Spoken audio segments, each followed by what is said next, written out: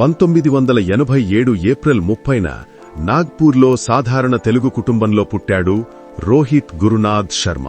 తల్లి పూర్ణిమ విశాఖపట్నం నుంచి, తండ్రి గురునాథ్ ఒక ట్రాన్స్పోర్ట్ కంపెనీలో వేర్హౌస్ చూసుకునేవాడు. డబ్బులు లేకపోవడంతో చిన్నప్పుడు బోరివలిలో అవ్వాతాతల దగ్గర పెరిగాడు. వీకెండ్స్ మాత్రమే డాంబివలిలో తల్లిదండ్రుల ఒకే గది ఇంటికి వెళ్లేవాడు. ఆ ఒంటరితనం, ఆ కష్టాలు అతడి హృదయాన్ని ఉక్కువలే గట్టిగా చేశాయి. 1999లో మావయ్య సాయంతో క్రికెట్ క్యాంప్లో చేరాడు. కోచ్ దినేష్ లాడ్ ఈ పిల్లాడిలో అగ్ని ఉంది అని గుర్తించి స్వామి వివేకానంద స్కూల్లో స్కాలర్షిప్ ఇప్పించాడు. ఆఫ్ స్పిన్నర్గా మొదలుపెట్టి బ్యాటింగ్ ప్రతిభ చూసి ఓపెనర్గా మార్చారు.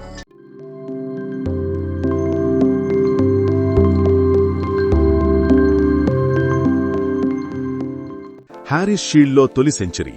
ఆ క్షణం కళ్లల్లో కన్నీళ్లు, మనసులో ఆశలు. ఆ కష్టనష్టాలు రోహిత్ను ప్రపంచస్థాయి బ్యాటర్గా తీర్చిదిద్దాయి. 1907లో ఐర్లాండ్లో ఓడిఐ డెబ్యూ, ఆ తరువాత టీ20 వరల్డ్ కప్ విజేత, ఫైనల్లో 30. ఆ ఉత్సాహం ముంబై ఇండియన్స్తో ఐపీఎల్లో 5 టైటిల్స్, 2013, 15, 17, 19, 20. గొప్ప కెప్టెన్గా కూల్గా గానీ సృజనాత్మకంగా టీంను నడిపాడు.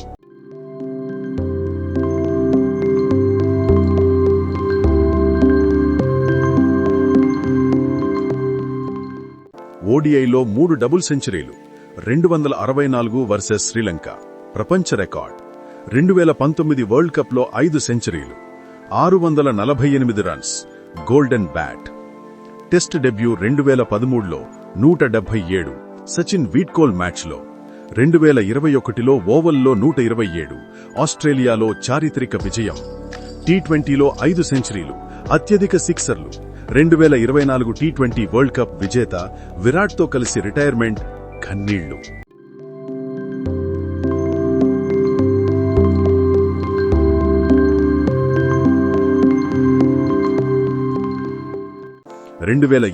ఛాంపియన్స్ ట్రోఫీలో 11,000 ఓడిఐ రన్స్.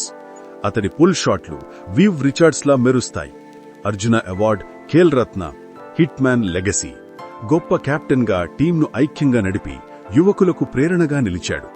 ఆఫ్ ఫీల్డ్లో గొప్ప మనిషి, దాతృత్వం, సామాజిక సేవలతో అందరి మనసులు గెలిచాడు. కాని స్నేహితులారా, ప్రతి హీరోకు సవాళ్లు ఉంటాయి. 2011 వరల్డ్ కప్ స్క్వాడ్ నుంచి తప్పించారు. ఆ బాధ. రోహిత్ కళ్లల్లో కన్నీళ్లు. 2012లో ఫామ్ లేక average 12.92. 2024-25 season test average 10.93. న్యూజిలాండ్కు 0-3 home ఓటమి. 12 సంవత్సరాల తర్వాత ఆస్ట్రేలియాలో 1-3 ఓటమి. ఎందుకు రోహిత్ అని అభిమానుల హృదయాలు బద్దలయ్యాయి.